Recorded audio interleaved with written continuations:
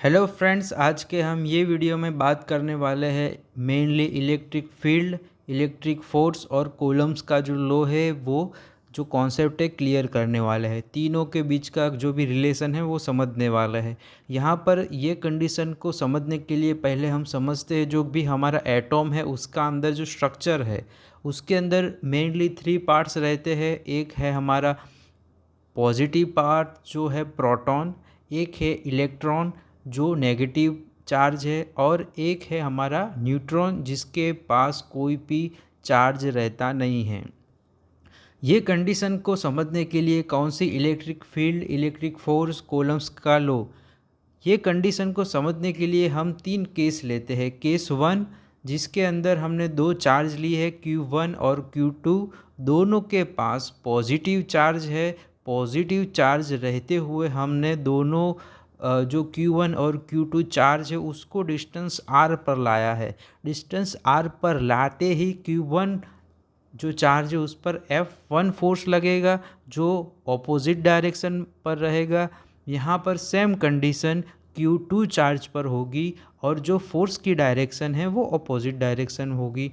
यहाँ पर हमने दूसरी कंडीशन ली है जहाँ पर हमने नेगेटिव चार्ज लिया है। नेगेटिव चार्ज को डिस्टेंस R पर लाते ही सेम कंडीशन जो केस 1 में थी वो केस 2 में होगी। जो भी फोर्स लगेगा वो ऑपोजिट डायरेक्शन में लगेगा और सेम रहेगा सेम चार्ज के लिए। और यहाँ पर केस 3 के अंदर थोड़ी कंडीशन चेंज हो जाती है। हमने यहाँ पर एक जो चार्ज लिया है वो पॉजिटिव चार्ज है, दूसरा जो भी चार्ज लिया है वो नेगेटिव चार्ज है। दोनों को हम अगर डिस्टेंस R पर लाते हैं तो जो F जितना फोर्स है, F3 जितना फोर्स है वो एक दूसरे की ओर लगेगा, यानी एक दूसरे के नज़दीक जाने का ट्राई करेंगे।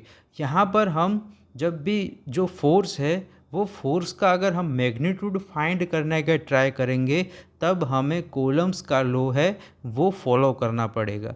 तो कूलम्ब्स का लॉ क्या कहता है, यहाँ पर अगर हमें फोर्स की वैल्यू निकालनी है तो पहले हमें 3 कंडीशन के अंदर जाना पड़ेगा। जो पहली कंडीशन है, जो फोर्स है वो प्रोपोर्शनल रहेगा Q1 से।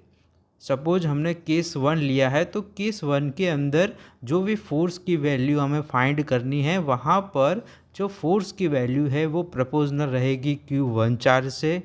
साथ ही में फोर्स की वैल्यू प्रोपोर्शनल रहेगी Q2 चार्ज से और फोर्स की वैल्यू प्रोपोर्शनल रहेगी इन्वर्सली जो हमारा डिस्टेंस है उसको डबल मल्टीप्लाई करके, ठीक है, R²। तो यहाँ पर तीनों कंडीशन को हमने अगर प्रोपोर्शनल में अगर लिखना है तो इक्वेशन के फॉर्म में हम इस तरह से लिख सकते हैं। और यहाँ पर हम जब कॉन्स्टेंट्स निकालते हैं K और K की वैल्यू हमें ये मिलती है। अब हम ये जो K मिला है उसका जो और डिटेल के अंदर जाएंगे तो K is equal to 1/4πE0 है। यहाँ पर E0 है वो absolute permittivity of free space है। यहाँ पर हमें डिटेल में अगर समझना है कि absolute permittivity of free space क्या है तो उस पर हम एक डिटेल वीडियो बनाएंगे। अभी हमें ये समझना है कि जब भी हम एक्सपेरिमेंट करते हैं तो ये एक कांस्टेंट है जो पर्टिकुलरली इलेक्ट्रोमैग्नेटिक फील्ड के अंदर यूज़ होता है। यहाँ पर K का जो यूनिट है वो कौन सा होगा वो आगे जाके हम डिसाइड करेंगे। हमने जो ये इक्वेशन निकाला है वो तो हमने निकाल दिया, बट मेनली जो उसके पीछे का जो सारे इक्वेशन का जो यूनिट है वो भी वेरी इंपॉर्टेंट है, क्योंकि कई बार MCQ जो क्वेश्चंस होते हैं उसके अंदर ये हमें यूनिट भी क्वेश्चंस में आ जाते हैं। तो हमें यहाँ पर पहले देखना है कि F यानी फोर्स, जो इलेक्ट्रिक फोर्स है उसका जो यूनिट है वो न्यूटन है। जो दूसरा है वो कॉलम्स का कांस्टेंट है, ठीक है, तो उसका जो यूनिट है वो newton into metre square by coulomb square है।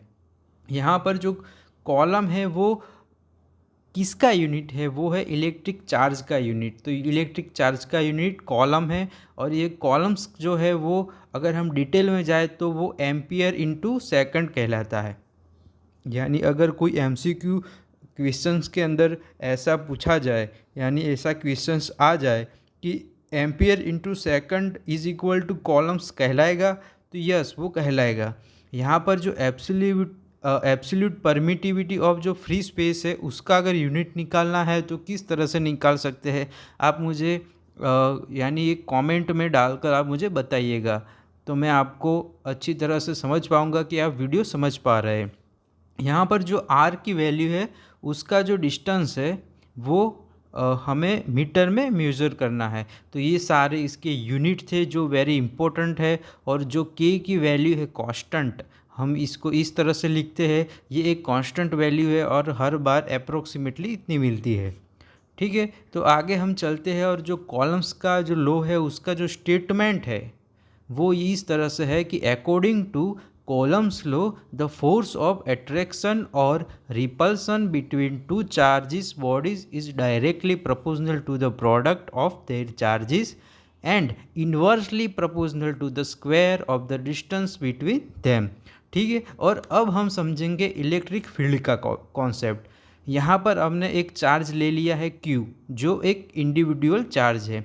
अब यहाँ पर जो भी कोई भी चार्ज है, पॉजिटिवली चार्ज हमने ले लिया है, तो उसके पास एक ऐसा एरिया होगा जिस एरिया के अंदर अगर कोई और चार्ज आ जाता है तो वो एक फोर्स लगाएगा। जो फोर्स हमने फाइंड किया अभी, वो कॉलम्स के लॉ के अकॉर्डिंग फाइंड किया है। अब हमें जो भी ये फोर्स मिलता है निकालनी है, उसकी कितनी इंटेंसिटी है वो निकालनी है। जो भी हम उसकी इंटेंसिटी निकालेंगे वही इलेक्ट्रिक फील्ड कहलाएगा। तो यहाँ पर अगर हमें जो भी हमारा ये पॉजिटिव चार्ज है Q, उसकी इलेक्ट्रिक फील्ड कितने डिस्टेंस पर, R जितने डिस्टेंस पर अगर हमें निकालनी है, तो हमें कॉलम्स का जो लॉ है उसके तहत Q पॉइंट पर, यानी Q जितने चार्ज पर ये R जितने डिस्टेंस पर कितना फोर्स लगेगा, वो फोर्स हमें फाइंड करना है।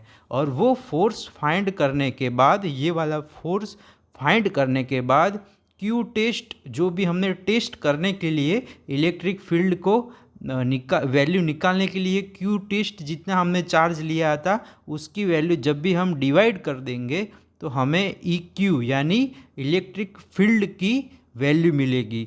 तो उसका जो यूनिट होगा वो न्यूटन बाय कॉलम रहेगा। अगर ये जो भी न्यूटन बाय कॉलम है उसको अगर हम आगे डिटेल में जाए तो KG into metre by second square into coulomb रहेगा। यहाँ पर जो भी F की वैल्यू है वो तो हमें पता है, वो इलेक्ट्रिक फोर्स है बिटवीन Q जो बड़ा वाला ये सेंटर में वो वाला, और ये Q छोटा यानी जो हमने टेस्ट के लिए लिया था। ठीक है, यहाँ पर हमें यूनिट जो है उसका हम अगर आगे जाकर यानी डिटेल में भी अगर देखें तो न्यूटन बाय जो कॉलम है उसके साथ मीटर दोनों ऊपर और नीचे डाल के न्यूटन इंटू मीटर को हम जूल के अंदर कन्वर्ट कर सकते हैं। और एग्ज़ाम में कई बार MCQ के अंदर ये भी क्वेश्चंस आ जाता है कि क्या ये joule by coulomb into metre, क्या वो कोई यूनिट है इलेक्ट्रिक फील्ड का? तो हाँ, वो यूनिट है। ठीक है, तो इलेक्ट्रिक फील्ड क्या है? The electric field at a location indicates the force that would act on a unit positive test charge if placed at the location. The dimension of electric field are newtons by coulomb. ठीक है, तो ये video में हमने समझा कि जो electric force क्या है, इलेक्ट्रिक फील्ड क्या है, और हमारा कॉलम्स का लॉ क्या है। यहाँ पर हमने जो भी समझा है उसको आप कमेंट में जाकर लिखिएगा। कोई क्वेश्चंस है तो मैं उसको सॉर्ट आउट करने का ट्राई करूँगा। उसके साथ आप ये भी बताइएगा कि ये वीडियो आपको कैसा लगा। थैंक यू, गुड बाय, और चैनल को सब्सक्राइब करने का मत भूलिएगा क्योंकि नए वीडियो मैं इस चैनल में लाता रहूँगा। Thank you, good bye.